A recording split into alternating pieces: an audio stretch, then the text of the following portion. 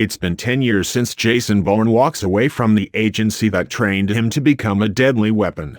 Hoping to draw him out of the shadows, CIA Director Robert Dewey assigns hacker and counterinsurgency expert Heather Lee to find him. Lee suspects that former operative Nicky Parsons is also looking for him. As she begins tracking the duo, Bourne finds himself back in action battling a sinister network that utilizes terror and technology to maintain unchecked power. Today, we will talk about a 2016 American action thriller film called Jason Bourne. 12 years after he exposed Operation Blackbriar and disappeared, Jason Bourne has finally recovered from his amnesia, isolating himself from the world and making a living by taking part in savage, bare-knuckle fighting bouts in Greece.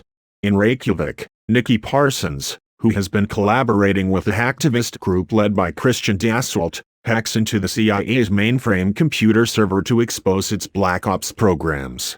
This alerts Heather Lee, the head of the agency's Cybersecurity Operations Division, and CIA Director Robert Dewey. In the process, Parsons finds documentation concerning Bourne's recruitment into Treadstone and his father's role in the program. She travels to Athens to find and inform him. In Greece, Parsons and Bourne meet at Syntagma Square during a violent anti-government protest. They evade CIA teams sent after them, but Parsons is shot by the asset, an ex-Blackbriar assassin who also holds a personal grudge against Bourne, having been captured and tortured as an unintentional consequence of Bourne's exposure of Blackbriar. Before she dies, Parsons passes Bourne the key to a locker that holds the CIA files. Seeking answers about his past and family, Bourne locates Dassault in Berlin. Decrypting Parsons' files, Bourne discovers that his father Richard Webb was a CIA analyst involved in the creation of the Treadstone program. A malware program implanted in the files gives the CIA Bourne's location, and Dewey sends a team to capture him, while Lee remotely erases the files. Dassault attacks Bourne but is incapacitated. Lee alerts Bourne to the team closing in, as she believes that he can be persuaded to return to the agency. Using the few leads he gathered in Berlin, Bourne tracks Malcolm Smith, a former Treadstone surveillance operative, in London and arranges to meet him in Paddington Plaza. Lee persuades Dewey's boss, Edwin Russell, the Director of National Intelligence, to allow her to contact Bourne in person to attempt to bring him back in.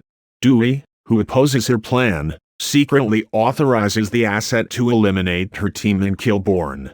Bourne evades Lee and the asset long enough to confront Smith. Despite threats made by Dewey through his earpiece, Smith admits that Richard Webb created Treadstone, but tried to prevent them from recruiting his son. Under Dewey's orders, the asset killed Richard Webb in Beirut, making it look like a terrorist attack, in order to fool Bourne into thinking that Webb was killed by terrorists so it would motivate Bourne to join Treadstone. Smith is killed by the asset, while Bourne escapes and finds Lee. She admits that she is not comfortable with Dewey's methods and directs Bourne to a technology convention in Las Vegas. Dewey is scheduled to attend the convention for a public debate on privacy rights with Aaron Kalar, CEO of a social media giant, called Deep Dream.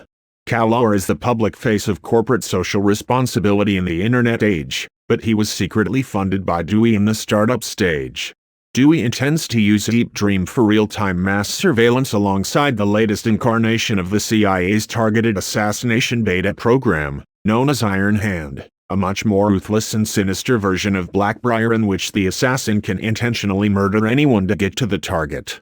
When Kalar has second thoughts about giving the CIA access to Deep Dream, Dewey authorizes the asset to assassinate Kalar and Lee, having discovered her conspiracy moments ago. Bourne thwarts the assassinations and confronts Dewey in his suite. Dewey appeals to Bourne's sense of patriotism as he stalls for time, before his right-hand man Craig Jeffers intervenes.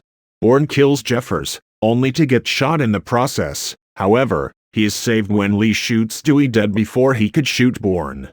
After covering Lee's involvement in Dewey's death, Bourne pursues the asset on the Las Vegas Strip and chases him down into the sewers after the pair end up crashing into a casino. They engage in a savage fight that ends with Bourne snapping the asset's neck, killing him and avenging his father and Parsons.